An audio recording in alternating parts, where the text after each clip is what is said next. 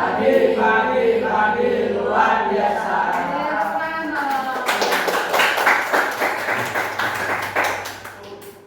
Terima kasih atas waktunya. Apa kabar buat hari ini? Kabarnya gimana? Baik. Pada semangat kan? Nah, pada pagi hari ini guru akan menjelaskan mengenai mengulas karya fiksi. Sebelum guru menjelaskan materi, alangkah baiknya berdoa dulu ya. Berdoa dipimpin oleh ketua kelas. Siap, berdoa mulai. Amin.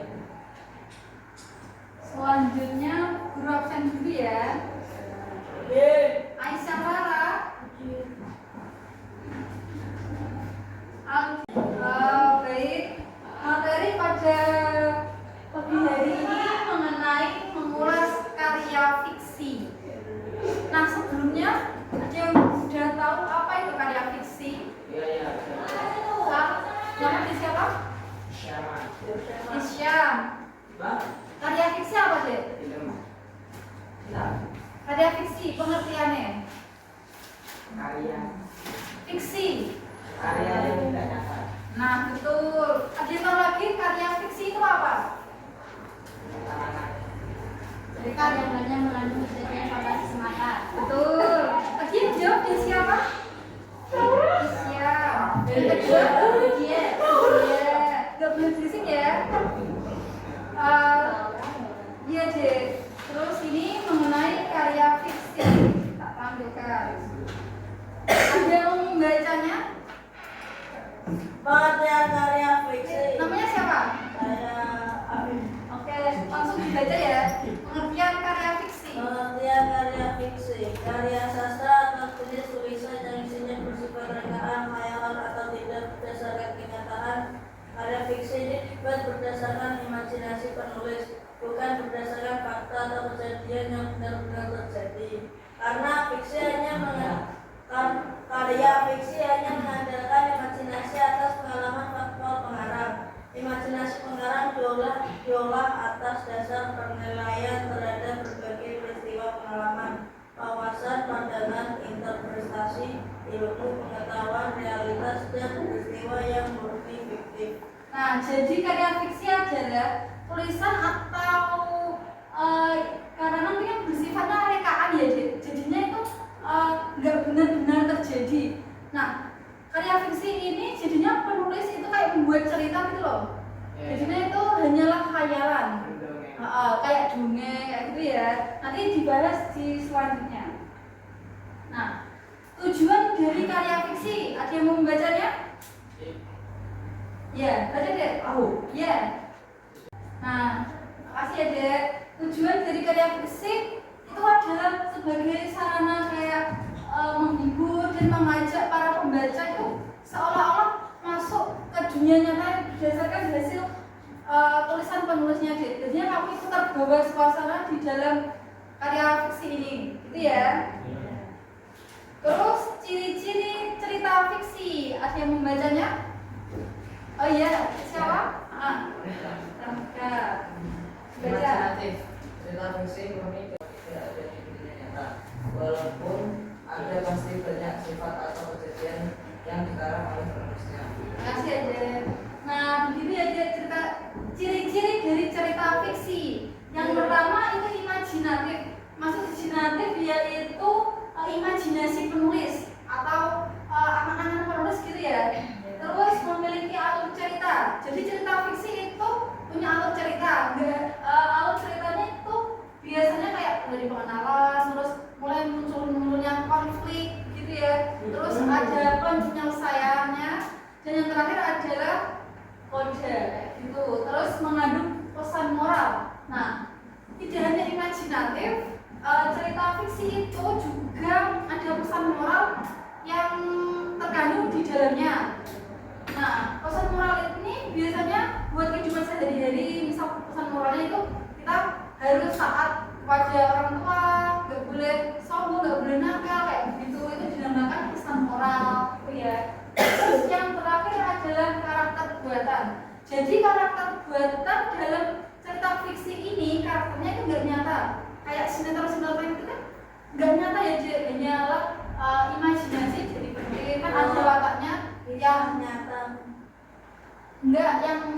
kayak gitu. Dan ternyata pokoknya ada yang karakter dibuat nakal, iri, dengki, adik baik bukti kayak gitu kan ya. Terus selanjutnya jenis-jenis cerita fiksi. Jenis-jenis cerita fiksi ini ada 3. Ada yang membacanya? Ayo. Jenis-jenis cerita fiksi. Cerita pendek. Salah satu jenis karya fiksi adalah cerita pendek Ignacio Haram. Nah, makasih deh. Kembali itu jenis-jenis cerita fiksi ada 3 ya. Cerpen atau cerita pendek. Udah pernah baca cerpen lah? Ya. Cerpen merupakan karya pendek yang isinya lebih sedikit dibandingkan novel. Jadi cerpen itu biasanya memuat beberapa halaman tergantung penulisnya. Kalau novel itu sama yang dibukukan deh. Ada yang pernah baca novel? Berapa halaman bacanya? Nah kayak gitu ya. Novel itu biasanya lebih tebal, lebih banyak. Misal biasanya itu novel-novel biasanya di televisi itu sering difilmkan deh. Kan misalkan kayak gitu difilmkan. Terus yang ketiga adalah roman. Roman merupakan karya fiksi yang di dalamnya lebih berisi kisah-kisah percintaan. Gitu ya. Nah, kelima unsur-unsur pada cerita fiksi ada 2, yaitu intrinsik dan ekstrinsik. Yang pertama unsur intrinsik, ada yang membacanya? Ayo, yang cakap, Mbak. Ya, langsung dibaca aja. Intrinsik tema dari karya seni lainnya yang saling berkaitan. Makasih ya, Dek. Nah, ini adalah unsur-unsur pada cerita fiksi, ada intrinsik dan ekstrinsik. Nah, sebelum ada tema atau alur cerita, nah ini unsur intrinsik itu unsur yang gimana, Dek? Sembilan cerita. Nah, betul. Kalau ekstrinsik, nah ya, ini itu dalam. Kalau ekstrinsik itu luar ya, Dek. Nah, unsur intrinsik yang pertama adalah tema. Tema merupakan gagasan pokok yang ada dalam cerita. Maksudnya tema ini intine dalam cerita itu apa gitu ya. Terus tokoh merupakan pelaku dalam cerita tersebut gitu ya.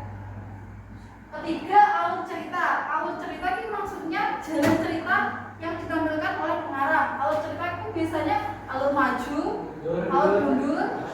Nah, gitu ya, pinter. Terus konflik di sini maksudnya adalah mulai munculnya permasalahan. Terus klimaks. Nah, ketika konflik sudah mencapai puncak itu namanya klimaks. Klimaks adalah kayak puncak tertinggi gitu loh. Iya, terus mulai memanas. Terus setting itu ada setting tempat, setting waktu, dan setting suasana. Kan biasanya kan ada cerita fiksi itu tempatnya di mana, waktunya kapan, suasananya itu gimana gitu ya. Terus intrinsik ada penokohan, perspektif, sudut pandang, cara pandang pengarang terhadap karya fiksi tersebut. Terus karakteristik teknik atau metode untuk mengekspresikan karakter. Terus ini unsur ekstrinsik adalah keadaan subjektif individu pengarang yang memiliki sikap, keyakinan, pandangan hidup yang mempengaruhi karyanya, gitu ya. Terus ini yang keenam ada struktur teks cerita fiksi. Orientasi, berarti subjek, latar belakang subjek dari naskah teks. Nah, pasti deh struktur teks cerita fiksi itu ada berapa? 5. Yang pertama apa? Kedua, aplikasi. Ketiga, keempat, yang terakhir, yang pertama itu orientasi atau pengenalan. Apa pengenalan? Ini ceritanya ini kayak pengenalan kayak gitu ya. Terus komunikasi, mulai munculnya konflik-konflik yang timbul dalam cerita itu. Kemudian ada evaluasi, pemecahan suatu masalah, pembahasan, kemudian pemecahan masalah yang dihadapi dalam cerita. Yang terakhir adalah objek atau pesan moral yang dapat digali dalam cerita fiksi, gitu ya. Terus ini ada kaidah kebahasaan cerita fiksi. Ada yang mau bacanya? Nah, Yes. Anafora adalah nilai yang sering digunakan laksana. nah ini jadi kaidah kebahasaan cerita fiksi. Itu metafora itu majas ya? Dulu pernah mempelajari majas toh? Nah, metafora adalah simbol atau majas digunakan untuk membandingkan objek atau menjelaskan secara langsung dengan sifat yang sama. Kedua, metonimia adalah gaya bicara yang digunakan, di mana untuk menggantikan kata-kata yang sebenarnya. Yang ketiga adalah persamaan atau simile, digunakan sebagai pembanding yang bersifat eksplisit dengan maksud tertentu, seperti seumpama, selayaknya, gitu ya. Selanjutnya ini kakak punya cerita fiksi mengenai legenda Danau Toba. Ini tugasnya ya. Dulu pernah ada yang membaca legenda dari Danau Toba? Danau Toba. Itu gimana dia ceritanya legenda Danau Toba? Enggak toh. Ini tak kasih ya. Tak kasih contoh, nanti didiskusikan kelompok gitu ya. Nanti diskusi kelompok berarti nanti ada mat kelompok gitu ya. Nanti maju presentasikan. Apa? Iya. Tugasnya mau unsur-unsur apa? Toba ini lo gimana kenapa deh? Ya kan hidup orang Toba, iya seorang Oh, Toba. namanya ya itu nama orang. Nama nggak? Iya seorang yang berhasil sama yang lainnya seorang Toba yang berhasil. Tidak apa. Membeberkan kedua kewan ini. Ini nanti juga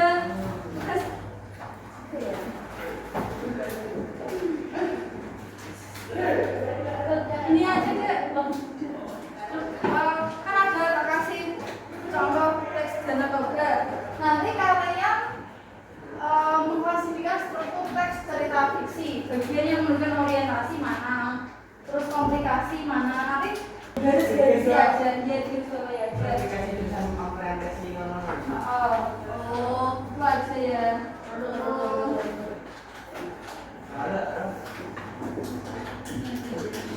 Ya.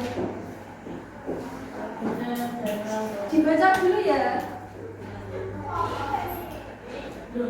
Nanti tak tanyain juga itu tokoh-tokohnya siapa.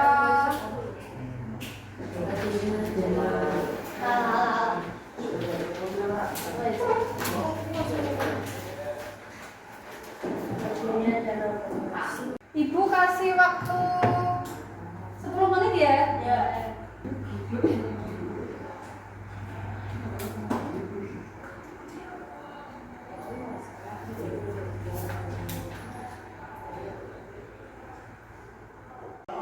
Beda ya sih.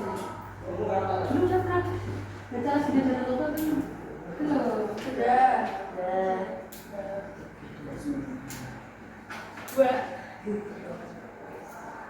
Nanti itu ya, kan ada tugas cerita fiksi, kan ada 5 itu, nah nanti sekalian orientasi yang mana, terus subjeknya itu siapa, gitu ya. Terus mana terus iya.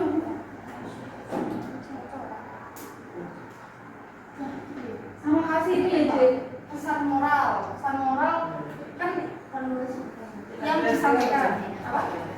Ceritanya Danau Toba, terus struktur ceritanya, terus nanti itu karakternya itu gimana? Ya kamu di depan subjek ngikutin yang orientasi itu begini. Ini bojone gak ada syutingnya ini? Orang. Oh, Tak toko. Kan udah sekarang. Toko.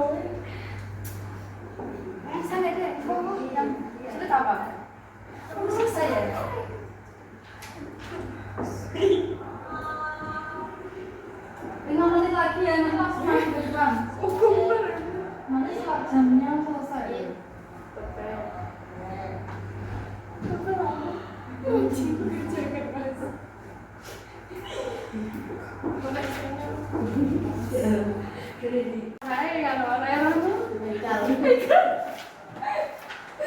Ini nggak boleh makan dua ya. Oh, boleh, aku Kita makan. dulu makannya nanti. Yo. Ya. Iya. Pelajaran nggak boleh ngantuk. Ada yang ngantuk ya? Ada yang ngantuk. Ngantuk cuma kan dulu. Itu depan sini Mina. Ini namanya Aliyati. bisa. Karakternya Kok kerja keras? Tadi bekerja. Dia terus gini, kok aku kerja keras? udah selesai? Ini kamu sudah? Maju dulu ya. Kita beri tepuk tangan untuk kelompoknya Dek. Siapa ini? Di Abim, yuk berikan tepuk tangan. Saudara masuk ke depan ya.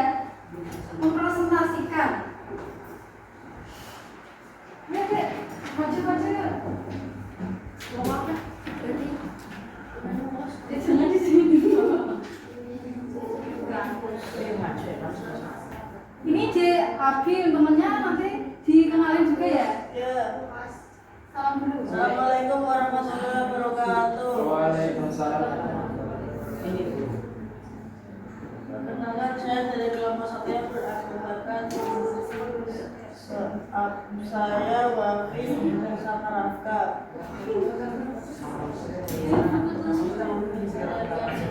Saya akan membacakan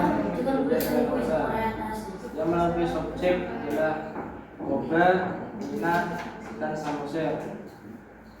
Koba ialah seorang rajin kerja walaupun lahan pelayanan tidak luas.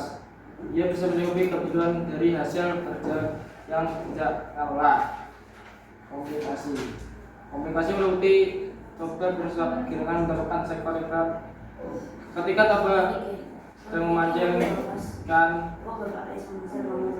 Koba kailan terlihat bergoyang-goyang. Ia segera menarik kailnya. Koba itu bersuara kegirangan setelah mendapatkan seekor ikan yang besar. Ia takjub melihat warna sisi ikan yang sangat indah. Seikat ini berwarna emas kemerahan, keduanya mata bulat dan menonjol mengeluarkan kilatan yang menakjubkan.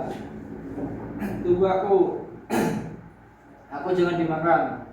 Aku adalah bersedia menemanimu jika kau tidak memakanku.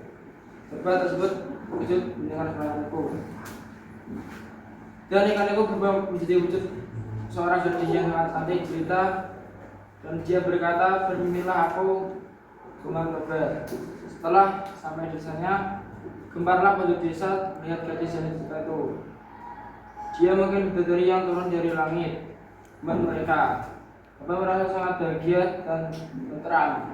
Sebagai suami yang baik, ia terus bekerja untuk mencari nafkah dengan mengolah sawah dan ladang dengan tekun darurat. Itu termasuk evaluasi. Resolusi, banyak orang iri dan mereka menyebarkan sangat buruk yang menjatuhkan keberhasilan usaha Koba. Aku tahu itu pasti memelihara makhluk halus, kata seorang kepada temannya. Hal itu sampailah ke telinga Koba dan Putri. Namun mereka tidak merasa tersinggung, bahkan menjalani kerja. Setahun kemudian dia melahirkan seorang anak laki-laki yang diberi nama Samosir. Kebahagiaan mereka tidak membuat mereka berdiri, sampai tumbuh menjadi anak yang sehat dan kuat. Lama-kelamaan Samosir selalu membuat jengkel ayahnya. Jika disuruh membantu pekerjaan orang tua, ia selalu menolak. Istri Koba selalu meninggalkan Koba agar bersabar atas ulah anaknya. Ya, aku akan bersabar walaupun bagaimanapun dia itu anak kita, kata Koba kepada istrinya. Syukurlah Kanda berpikiran seperti itu. Ada memang seorang suami dan ayah yang baik. Putri puji Putri kepada suaminya. Memang kata orang bersabar itu ada batasnya. Hal ini yang dialami oleh Koba. Pada suatu hari Samosir mendapatkan tugas dari ibunya untuk mengantarkan makanan dan minuman ke sawah ayahnya, di mana ayahnya bekerja. Tapi Samsul tidak memenuhi tugasnya, tetap menunggu kedatangan anaknya sambil menahan lapar dan haus. Ia langsung pulang ke rumah, dilihat Samsul sedang bermain bola. Bapa menjadi marah sambil menjiwer ke anaknya, dan ia berkata, anak tidak tahu diri, tidak tahu untung, tak tahu diri, dasar anak ikan. Umpat si Baba. Tanpa sadar ia telah mengucapkan kata pantangan itu. Setelah Baba mengucapkan kata pantangan itu, hilanglah anak dan istrinya lenyap tanpa bekas jejak, dan bekas kaki injakannya tiba-tiba menyebabkan air yang sangat deras dan semakin deras di desa Baba. Amanat dari cerita tersebut adalah jadilah orang yang amanah. Amanah itu gimana dalam cerita itu? Amanah kan banyak deh. Nah, di sini tuh amanahnya gimana? Disuruh mengantarkan makanan. Harus gimana? Terus amanah. Terus selain itu apa lagi? Kan modelnya loh. Apa lagi ya? Jangan membuat jengkel orang tua. Oh betul. Ada lagi?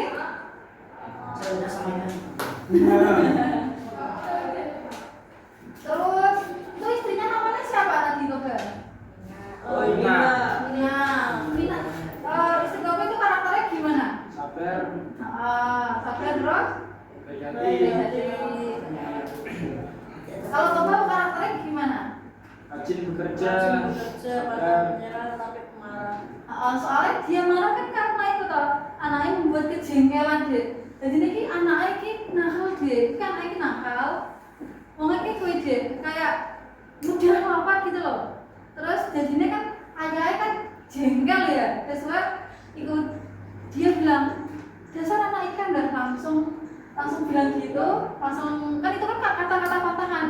Sebelum bilang itu kan dulu kan Toba mau menikahi Mina ini itu kan diberi pesan jangan bilang kayak kata-kata pantangan, kata-kata kayak anak ikan kayak itu nggak boleh deh. Misal itu terjadi maka kayak itu langsung lenyaplah mereka keduanya dari dunia, langsung mereka berubah jadi ikan. Jadinya Toba udah kehilangan semua karena gara-gara berucap kata itu.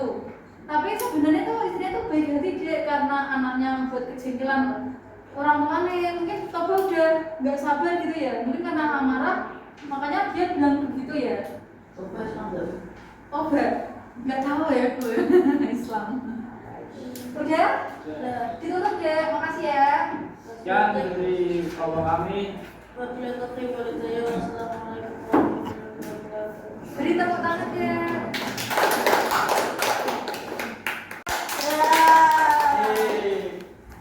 Satu lagi. Ini udah selesai ya Bu? Udah selesai ya? Oke. Dia tak kasih tugas. Nah, tugas. Tugasnya ini ya buat tugas penilaian. Nanti dikerjakan di rumahnya masing-masing, oke? Ya. Ini kan kerjakan di rumah ya. Ya. Bisa bicara dulu. Bukan. Ini bicara dulu ya buat tugas di rumah ya.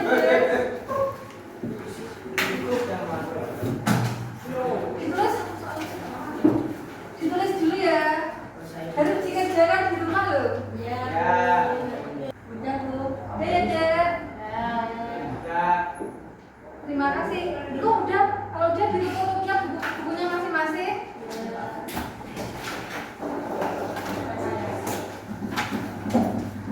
Terima kasih buat adik-adik yang sudah mengikuti pelajaran pagi hari ini dengan sangat baik dan sangat aktif. Nah, setelah mempelajari dari cerita fiksi ini, diambil kesimpulan ya, bahwa cerita fiksi itu ceritanya berisi rekaan dari pengarang. Jadi itu ceritanya itu tidak nyata, gitu ya. Berbeda dari cerita-cerita kayak non fiksi itu ceritanya nyata, gitu ya.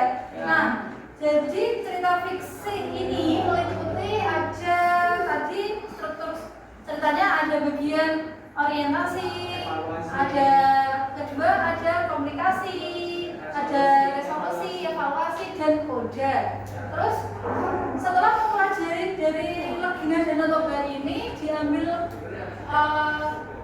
kesimpulan bahwa pesan moral yang dapat disampaikan dari pengarang kepada penulis yaitu kita jadi anak itu tidak boleh membangkang, nggak boleh durhaka kepada orang tuanya, kita harus berbakti kepada orang tua dan jangan membuat kemarahan oleh orang tua. Nanti orang tua udah jengkel, Banjir. kan itu moral sih udah kenapa-napa nanti efeknya buat kita gitu deh. Nanti kita tuh dalam pembelajaran, dalam kejadian gimana itu kita intinya pasti ada suatu masalah kalau kita membangun orang tua. Jadinya ben hidupnya lebih ayam tentrem kayak gitu ya. Kita harus berbakti kepada orang tua. Soalnya orang tua yang membiayai hidup kalian dari kalian sekolah, kalian baik, memberikan fasilitas sekolah yang cukup gitu ya. Sebelum mengakhiri pembelajaran kali ini, untuk materi minggu depan kita akan mempelajari mengenai teks pidato. Begitu ya? Jadi nanti minta tolong anak-anak sebelum mulai pembelajaran harus belajar mengenai teks pidato terlebih dahulu agar nanti ketika pembelajaran kalian lebih memahami materi dari teks pidato. Begitu ya? Ketua kelas memimpin doa ya untuk pembelajaran pada pagi hari ini. Ketua kelas bisa memimpin doa terlebih dahulu. Yang berat berdoa mulai. Terima kasih anak-anak pada pagi hari ini. Sekian materi pada pagi hari ini yang dapat Ibu Guru sampaikan. Bila ada tutur kata atau ucapan yang kurang berkenan, Guru mohon maaf yang sebesar-besarnya. Wabillahi taufiq wal hidayah. Wassalamualaikum warahmatullahi wabarakatuh.